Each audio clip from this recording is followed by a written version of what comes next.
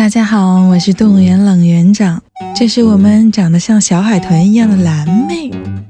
今天在她的玩具妙妙屋里和大家见面。这是我们家的阿圈仔。当你看到这条视频的时候，吊兰的花枝已经被咬断了一根。除了啃吊兰之外，圈圈最大的爱好就是照顾他心爱的小花，几乎每天都要给小花喂食，就算挨打也不怕。再看看蓝妹，一个人跑到水池边，看见有流水就想洗澡。我说怎么没去洗呢？原来是没蓄上水。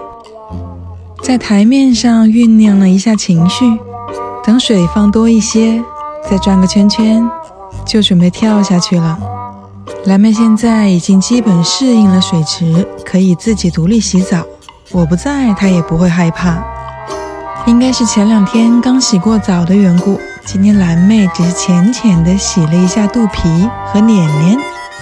洗完澡之后就自己跳到站架上去晾干，抖抖毛，挠痒痒，感觉她已经放飞自我了。看见蓝妹来了，圈圈和小花也想过来玩。我们家圈仔到现在为止还没有站上架子，他还是有点害怕，所以我也没有强迫他，他用他自己的节奏慢慢地靠近这个架子。先从底座开始，看看这个架子能不能吃，有没有可以用来磨嘴嚼的地方。蓝妹和小花在上面看着圈圈，今天没打架，只是在比赛，看谁的脖子能伸得更长。看样子今天是小花赢了。